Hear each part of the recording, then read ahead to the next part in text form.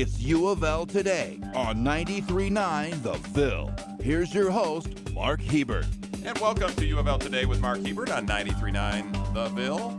As most of you who have been paying attention the last couple of weeks will know, it's been a tough couple of weeks for the University of Louisville, but this show is about all the other things going on at the university beyond athletics. We talk about research and all the great students we've got and all the learning that's happening at the University of Louisville. So stick around for the next half hour and you'll learn some good stuff about the University of Louisville. So on the show today, the officers who work in local jails and Kentucky prisons have a tough job trying to supervise sometimes violent inmates and try to keep order in those prisons. In fact, the suicide rate of correctional officers is higher than any other profession, and a new study from UofL has found that many of those correctional officers are suffering from PTSD. And we'll talk with Kristin Swartz about her study. She's a UofL faculty member.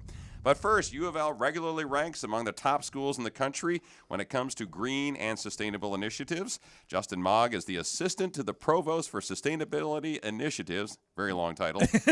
And he's here to Very talk big about job. Yeah, he's here to talk about the slew of good works going on at UofL, as well as some upcoming events revolving around green issues and sustainability issues. Yeah, Justin, that's right. It's always great to have you on the program. It's Good to see great to be here on this beautiful fall day. Yeah. What a great time of year to ride a bicycle, huh? you. Because that's the only thing you That's ride pretty around much in, all right? I do, yes. Just so everybody knows, Justin does not have a car. I've never right? had a driver's license. I always get around on bicycle or bus or transit, and I just love it. It really makes me energized and happy. And he's wearing a green shirt, by the way. That's for right. those of you listening on This the is radio, radio, he's wearing but a I got shirt. green on. He's the all green guy at the University of Louisville. So always good to have you on the program, though. All right, well, let's talk about the sustainability initiatives on campus. You got your official title again is the assistant to the provost for sustainability initiatives. That's What's right. that mean? What do you do? That's right. Well, really what I do is I coordinate initiatives. I'm an office of one. So what I do is I collaborate with students, faculty, and staff around the university to change the way we're doing things for the better, whether you're talking about academics, research, operational side, finances. What we're trying to do is create a new ethic, a new way of being where we pay attention to our environmental, social, and economic impact all at once and do that crazy balancing act to try and be more sustainable all around. So that touches everybody in all kinds of different ways. And you came to U of L what year? 2009 is when I came here, but the Sustainability Council was formed by the Provost's office way back in 2008, which is when the president signed a climate commitment saying we were going to take steps to reduce our carbon emissions down to net zero.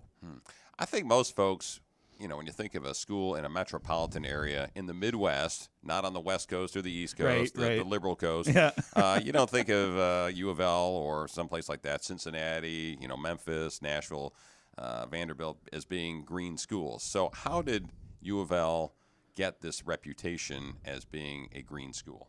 Well, there's been this magic mix here. I can't take credit for it. I mean, I hit the ground running when I came here in 2009. Of course, a lot of great things have happened since then as well, but there's been a really good mix of what I would call a grassroots commitment to sustainability. In other words, sort of regular people here at U of L, students, faculty, and staff who care about this issue and want to see change, plus enough top-level commitment that we can actually get something done and make something happen. A lot of my colleagues at other schools live with one or the other. They're doing great work at the grassroots, or they got really good top-level commitment. But I think U of L has this magic mix of both. Mm-hmm. And does that come, do you think, from having somebody like you? Does that say something about the University of Louisville that you've got somebody that's in charge of sustainability initiatives? Yeah, absolutely. But again, this is becoming a career path for many schools and even governments and corporations now have sustainability coordinators. So my kind of role is not that uncommon. You could say Justin Mog's uncommon if you want to, Mark. We would say that. Yes, I would say that in a good way. Yeah, I think being out there on campus, living these values every day is a really vital part of what I do. All right. Well, let's talk about a few of the things that are going on the U of L campus. One of the new initiatives that you started this fall is this recycling at the football games out in the parking lot with the tailgaters. You said we weren't going to talk about athletics, Mark. Well, these are people that are throwing things. Oh, yeah. But they're throwing things in the correct bags. That's right. Throwing aluminum and and bottles into can and into these bags that Yeah. you guys are passing out. So why don't you explain this initiative? Yeah, absolutely. We definitely want people to know about this. And again, I can't take credit. I got to give credit to Michael Ordman. He is the stadium manager down there at Papa John's. And it was his vision to make this happen at tailgating. Anybody who's been to tailgating knows the incredible mess that's left behind. And the idea here is, can we at least get a majority of those materials diverted for recycling? Because most of them are recyclable, right? So all we are doing is sending teams of volunteers of about 8 out into the parking lots with these green bags that you'll see on game day. They walk in the lots for about 4 hours before kickoff.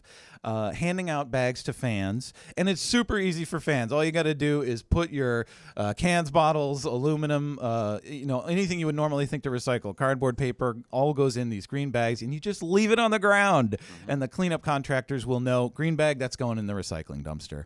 So this is happening at every home game this fall, which is really exciting. So your next opportunity to do the right thing during tailgating is going to be during our homecoming game on the 14th. The only thing to keep out of these bags are like your food wastes. I don't know, styrofoam, plastic films are not recyclable. But my main message to people is don't worry too much about it. It's all going to get sorted out. We're talking with Justin Mog, who's the assistant to the provost for sustainability initiatives at the University of Louisville. And out in the parking lot, say your folks, I guess it's faculty, staff, and students that are running around with these green bags. That's right. That's right. We've assembled quite a team of volunteers. All right. So just suppose, I'm getting ready for my breakfast tailgate at the Boston College games because it's going to be a noon game at homecoming. But I haven't seen anybody by 10:30, 11 o'clock. Can I actually walk to some place and pick up a green bag, or do they have to get delivered to me? I think they're going to get delivered to you is the best way to do it. If you have another bag, you can just set things in and then dump it all in that bag. Most people come with something to tailgating. So if you got a boxer bag, you can just put things in temporarily until you see one of those folks with the green team vests on. Okay. They'll help you out. And how many folks have you had for the first couple of games out running around the parking lots? It's a team of 8 volunteers, and for their service to the university, they're getting free admission to the game, which is a great incentive for them. Okay, so there you go. You get a free ticket to the game. So are you looking for some more folks? The only date we have available is the very last game of the year. That is the last home game is November 18th. So we need a couple more volunteers for that. And then the same team comes by after the game has started and picks up all the bags of the recyclables? The way cleanup work is we have a contractor come in and clean up the entire lot, and so they're just taking the green bags and putting them in the recycling dumpster. Okay, and so those wind up where? All of our recycling at UofL goes to QRS Recycling, which is a great facility right by the airport where they sort out all the different types of materials, and they can handle up to 10% contamination. So they're sorting out things that aren't actually recyclable as well, and it's been working great for us for years. We've had this on campus since about 2009 when we went to this single stream system, it's called. It's really helped increase our recycling rates well above 50% now.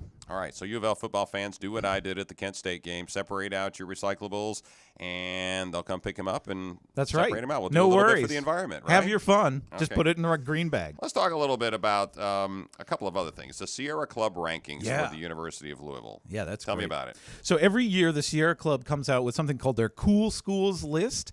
So they're doing an assessment of schools around the country to give them a rating in their minds, how cool they think they are in terms of tackling the greatest issue facing humanity, which is global climate change and reducing our carbon emissions. So they assessed this year about 230 schools and ranked U of L number 51.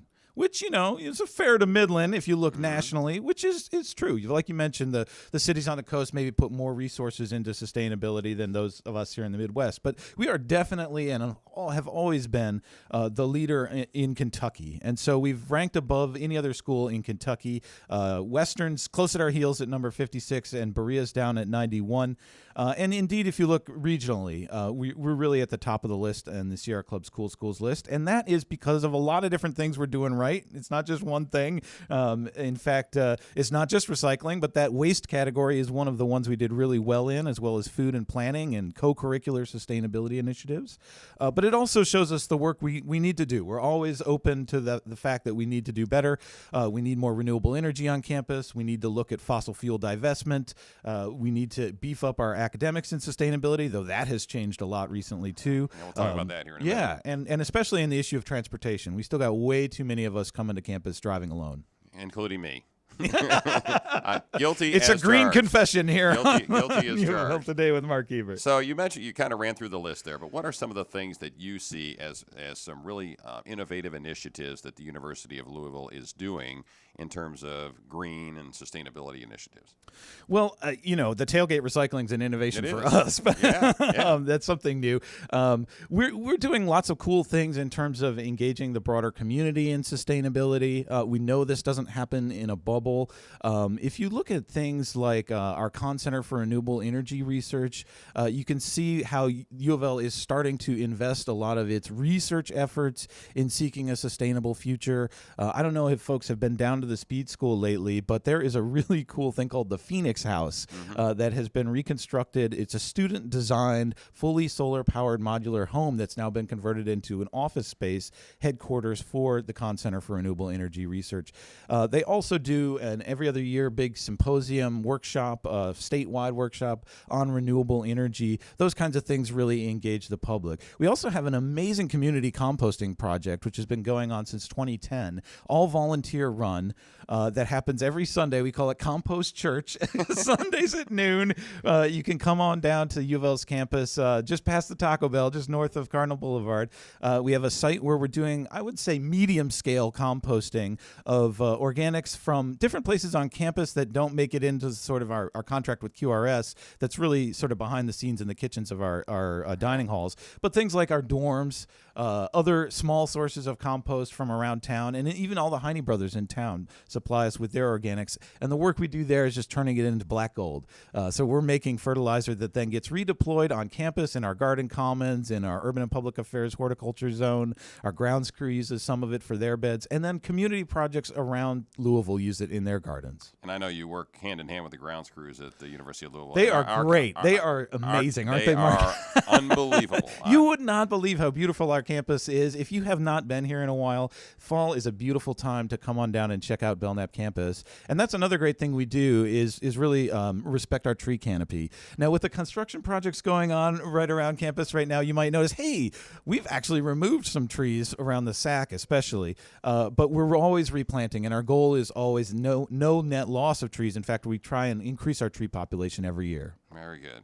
One thing that really struck me was years ago, I guess it was 2009, 2010, something like that, probably about the same time you and I both came to campus, was this this goal to reduce the energy use on both the Belknap campus and on the Health Sciences campus. Yeah. Has that, I know it's paid off in dividends and lower utility bills and changing out the light bulbs and all that kind of stuff. Yeah. Has it helped our carbon footprint? Oh at my UofL? gosh, has it ever? That has been the main driver in our reduction of carbon. Our goal in our climate action plan was to reduce our emissions, our pollution, by 20% by 2020 from a 2008 baseline. We're already at nearly 19%. Wow. So we are well on target to reach that goal. And the vast majority of those reductions have been because we've invested $50 million in more efficient equipment and buildings on campus. And when we build a new building, like the new Belknap Academic Classroom building, we are building it smart. We're not putting up any dumb, inefficient buildings anymore. So that project is going to be our first one that actually has a roof covered in photovoltaic panels, making solar power for the building. Wow. And so we got, what, 4 new buildings? Well, I was going to say 4 new buildings. We got 4 construction projects. One is the expansion of the football stadium, but the other 3 are buildings. How many of those will have some sort of solar energy or... I know the one does, but I don't know if the other 2 do.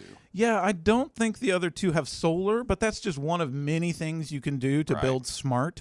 Right. And all of them are being built to the U.S. Green Building Council's lead design, leadership in energy, environmental design. And that means that we're doing things like using local materials, putting in bike racks, right? Making the buildings as efficient as we can, possibly renewable energy. There's lots of different things that we're doing. And I should point out another really big, innovative, important thing we're doing on the the Brook Street side of campus, where the Belknap Academic Classroom building is being built. We're doing stormwater infiltration projects all over campus.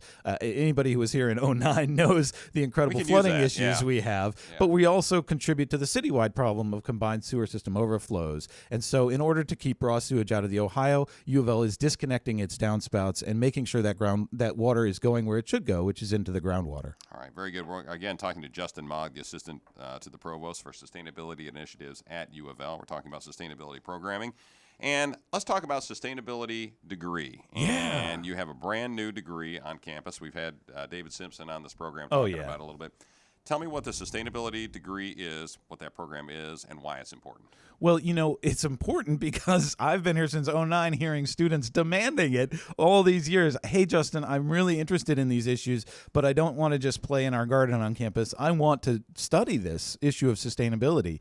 And students were always able to sort of piece it together, maybe do a liberal studies degree or something like that. But now we have an actual major in sustainability, and it's an interdisciplinary degree, which is kind of new and different, right? We tend to put our students into really narrow courses of study and to become specialists. Well, now we have people becoming specialists in sustainability, which means that they're getting a broad exposure to things like engineering, arts, and everything that it takes to create culture change and to create this new tomorrow that we want today. And so it's really exciting to have them in the classroom studying this, and then out of the classroom doing internships, doing class projects, really engaging in this question of how do we transform this campus right here that I walk through every day? I see things that are imperfect in sustainability that could be better, and now I have the opportunity through my studies to actually apply those ideas, maybe do some pilot tests, try things out. It's called Campus as a Living Laboratory of Sustainability, and I think it's the most exciting thing we can do. Right, and I've asked David Simpson this program, and he is with public. What's his?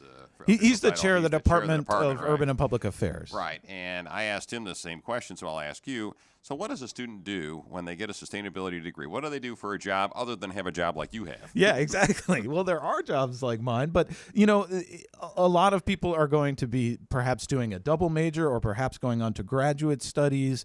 They may become sort of more specialists in, let's say, the engineering side or the social science side, biological side, lots of different ways you can go into this field. But the idea with the sustainability degree is it's giving you a broad, solid foundation from which to move forward into all kinds of different career tracks, whether you want to work on food or transportation or energy or culture change or international issues. I mean, there's so many ways you can go. All right, so that's a pretty exciting program. Oh, we love it. Merging academics and sustainability and green issues at the University of Louisville. All right, Justin Mog, it's always a blast having you on the program. And a reminder to football fans, one more time. That's right. You can recycle during tailgating. Look for our green team and their green bags, and make sure you're not sending it to the landfill. There you go. Justin Mog from the University of Louisville. Appreciate you being on the show. Corrections officers are spit on. They have bodily fluids thrown on them. They break up fights, and they don't make much money usually. And that obviously leads to some stress in their lives.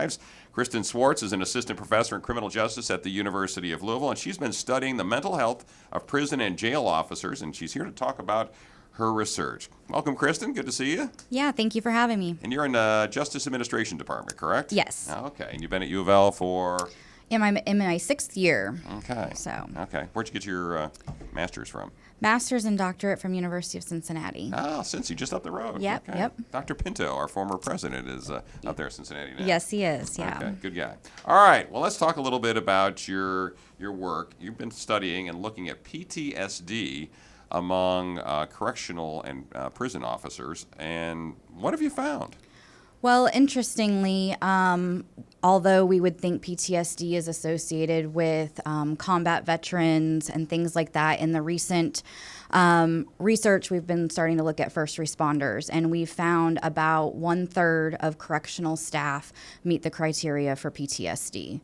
Wow. Which is substantially higher than what we find in the general population. It's not as high as we find with combat veterans, but it is higher than we find in the research on police officers, firefighters, and EMTs. So when we're talking PTSD, you and I know what that means, but what is PTSD? Well, PTSD is usually the result of either experiencing, witnessing, responding to a serious, violent, or traumatic event. It can also be indirect exposure. So with correctional officers, if an event happens that's on video, they have to watch it over and over again for training experiences, and that can also cause PTSD. But But when we think of stress, usually after the event that's causing stress, whether it's something like being stuck in traffic, me being on this interview right now, as soon as I'm done with this interview, I'm going to be relaxed again. I go back to normal. With PTSD, usually you don't start to experience the symptoms until a little after the event, and they're going to be prolonged, lasting a substantial amount of time, and they're going to get in the way of your everyday life, with family, work, etc. Right. So when we're talking about post-traumatic stress disorder for correctional officers, are these just the workers who are dealing directly with inmates, or could these be folks that work in the cafeteria? Yeah. I mean, what are we talking about here? Yeah, so in my study, I included 800 correctional staff that have a variety of positions in the prison. So a prison is a small, pretty self-sustaining community, and about 60% of the people that I assessed were correctional officers, the ones wearing the uniforms that their main goal is managing, supervising, moving inmates. However, the other 40% of the sample was librarians, educators, nurses, psychologists, caseworkers. And there is a significant higher prevalence of PTSD among the correctional officers. And they are considered first responders. So something happens in the facility, they're going to be running to the danger, et cetera. So it makes sense that they have more interaction with inmates. They're the ones responsible for responding to a violent event. So that kind of makes sense. But we also found 27% prevalence rate among correctional staff that were not working in that security position. Right. So they may have dealings with inmates, but they may Yes. not have seen the violence and those kinds of things that the correctional officer that's day-to-day moving inmates in and out or breaking up fights in the hallway, that kind of thing. All Right. All right, we're talking with Kristin Swartz, who's an assistant professor in criminal justice at the University of Louisville, and we're talking about her studies of PTSD in correctional officers. What are some anecdotal stories or things that you found during your study and talking to some of these correctional officers that appear to have led to their PTSD or may have sparked some PTSD later on after these incidents happen? Yeah, certainly. So I think the first thing that would come to mind is physical assaults that can happen to yourself as a staff member or to one of your coworkers. And in my quantitative analysis, but also in focus groups of talking with over 100 of these staff, they talk about how when you work in corrections, it's a typical experience. You are expecting that inmates are going to fight with one another. There are going to be attacks that are going to involve some weapons and things like that. However, it appears that when it is one of their own that is the victim of an assault, that is what is more highly correlated with PTSD, and also their anecdotal evidence is that's what wears on them more. So if a fellow officer is attacked, Exactly. that hits them harder in terms of stress and PTSD. Exactly. Okay. Another thing that I encountered, which I did not realize to the extent that this was happening, but inmates are increasingly using their bodily fluids as a weapon, especially those that are infected with HIV and Hep C. They are using their bodily fluids to try to infect staff. So that leads to a whole different kind of stress than if you are just, say, punched by an inmate. I know one correctional staff member talked to me about being potentially exposed to HIV and Hep C by the same inmate. When this happens, there's medication that they make you take to make your body more resistant to the virus. So it makes you really sick for months. There's the whole waiting for a follow-up HIV test. So for months, you're sitting on, okay, the first test was negative. Is this next test going to be negative? He had to go home and talk to his wife of 20 years, explaining this is what happened at work. Yeah. So that's just a whole different kind of assault than what we would typically think of. Talking with Kristin Swartz, a UofL professor, assistant professor in criminal justice at UofL. So this was a study that was done for the corrections department for the state of Kentucky, correct? Yeah, yes. All right. So was it just in one or two places? Was it like the LaGrange Reformatory, Luther Luckett, Eddyville? Where did you go to gather this information? So I went to all 12 adult Kentucky, state Kentucky facilities. So you got a good, well-rounded view of and data from across the state of Kentucky, right? From yes, these correctional officers. Yes, I sure did. And there was wide variation in the prevalence rate of PTSD. With the higher level of security that the facility is, the higher the prevalence rate of PTSD, which makes sense. Okay, so you've got this data, and one other bit of data that I saw in the notes you sent me was 66% of officers have witnessed a suicide attempt. Yes. That seems unbelievable. That 2/3 of the correctional officers in the state of Kentucky have witnessed a suicide attempt. Yes. Yeah. Wow. It happens. Suicide attempts happen quite frequently. Successful suicides, if you want to call it that, or completion of suicide, happens much less, of course. Unfortunately, prisons have kind of become our biggest mental health hospitals. And so especially if you're assigned to like a correctional psychological treatment unit, you are working a unit with severely mentally ill inmates. Right. And so that's going to happen sometimes on a daily basis. You're looking at state prisons. Is there any difference in the correctional officers, their workload, their stress level in jails, like the Jefferson County, well, I guess it's Louisville Metro jail now? Is there any difference between those officers? Yeah, so interesting. I personally have not done any research in the jail setting. To date, the only study on PTSD in a jail setting is from 1997, and they found only a prevalence rate of about 8%. So hopefully in the near future, I'll be able to work with Louisville Metro because the setting in a jail is much different than a prison. Okay, so you've got this data. What do you do with it? What do you tell the corrections department they should be doing or can do to help these officers that are suffering from PTSD? Yeah, certainly. So initially, one of the things that I was so surprised by is how inmates have much more access to psychological care than the staff. Also because of legal reasons, the psychologists at the prison that are there for the inmates aren't able to provide psychological care to the staff. So one of the first things is we need to get these correctional staff access to psychological care if they want it and need it. And I think initially Department of Corrections anticipated resistance from correctional staff on this, that, you know, it's a pretty macho culture. They were almost begging for access to psychological care.